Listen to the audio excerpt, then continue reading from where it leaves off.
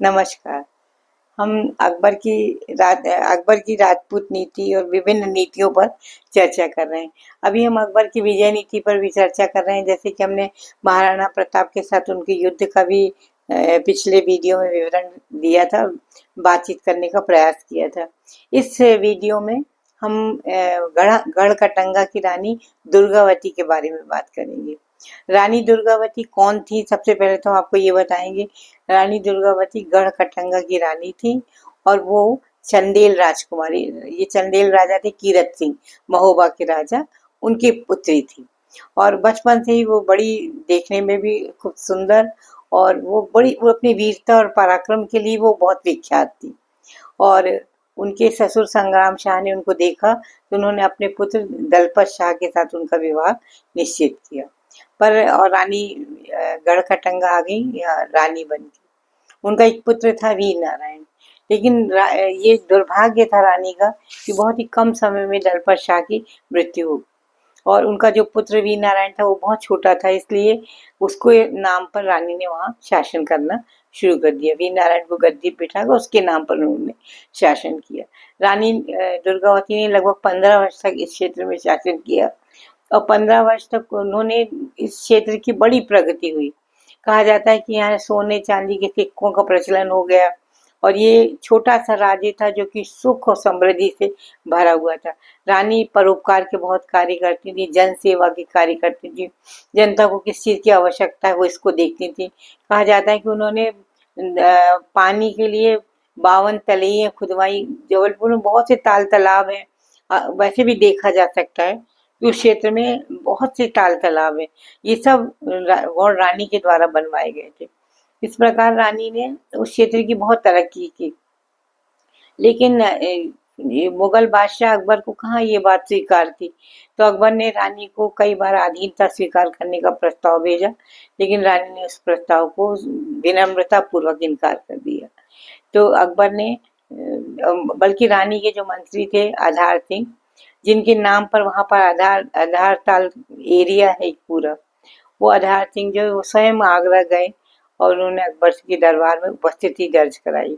उसके बाद भी अकबर ने अपने कड़ा और मानिकपुर के सूबेदार आसफ खां को यह आदेश दिया कि वो रानी दुर्गावती पर आक्रमण करे। आसफ खां एक बहुत बड़ी सेना लेकर, लगभग 50,000 सैनिक लेकर गढ़कटंगा के राज्य में घुस आया और दमोह के पास सिंगौरगढ़ का जो किला था उस पर आक्रमण कर दिया।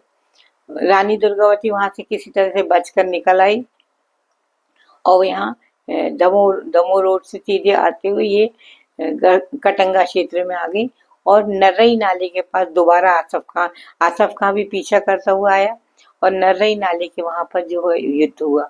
और कुछ ऐसा दुर्भाग्य था कि जून का महीना था और इस क्षेत्र में बारिश बहुत हो रही थी और उस बारिश में जो है रानी दुर्गा पूरा कीचड़ हो गया। जिस नर्रई नाले का जो क्षेत्र था उसमें बहुत कीचड़ था और कीचड़ हो गया और रानी दुर्गावती बहुत बुरी तरह से फंस गई। उसे एक तो वो चारों तरफ से घेर ली गई, उसके बाद सेना भी बहुत कम थी, लेकिन फिर भी रानी ने बहुत वीरता से मुकाबला किया। रानी को 1-2 तीर भी लग चुके थे और अंत में रानी को ये लगने लगा कहीं वो विधर्मी के हाथ ना पड़ जाए, तो वो जीवित अवस्था में पकड़े जाने के डर से उन्होंने अपने महावत से, जो उनका हाथी जो चलाते हैं महावत, उससे उन्होंने बोला कि आप, वो अपना जीवन समाप्त करना चाहती थी, लेकिन महावत ने उनके ऊपर हथियार चलाने से मना कर दिया। तो रानी ने स्वयं अपनी कटार निकाली और अपना प्राणों का बलिदान कर दिया। इस प्रकार ये आसफ खां जीत गया और आसफ खां को इस राज्य से बहुत सी धन दौलत और बहुत सारा सोना चांदी और बहुत कुछ मिला। और जो कि ले उसने बाद में उसने संग्राम शाह के एक अन्य पुत्र को गद्दी पे बिठा दिया और वो उसने अधीनता भी स्वीकार कर ली और उसको वो आसफ खां यहाँ से लूट कर सामान लेकर और चला गया। लेकिन इस आक्रमण के लिए अकबर की आलोचना की जाती है, क्योंकि रानी बहुत ही शांति पूर्वक अपने राज्य में, अपने क्षेत्र में राज्य कर रही थी। ना तो उनका कोई साम्राज्य बढ़ाने की इच्छा थी और ना ही वो ऐसा कुछ कर रही थी, और इस क्षेत्र में बहुत शांति थी और बहुत समृद्धि थी। लेकिन अकबर ने अकारण ही उन पर आक्रमण किया। यह केवल अकबर ने साम्राज्यवाद यानी अपने साम्राज्य की सीमाओं को बढ़ाने के लिए ही केवल यह आक्रमण किया था।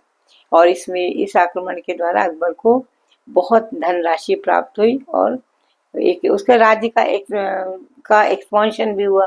इसके अलावा भी अकबर ने अपने राज्य के एक्सपांशन के लिए बढ़ाने के लिए बहुत सारे आक्रमण किए, बहुत इसके अलावा भी बहुत सारे युद्धों के बारे में अभी हम पढ़ेंगे, आगे हम आपको बताएंगे।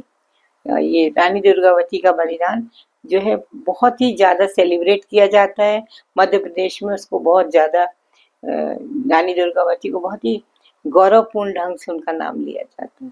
धन्यवाद।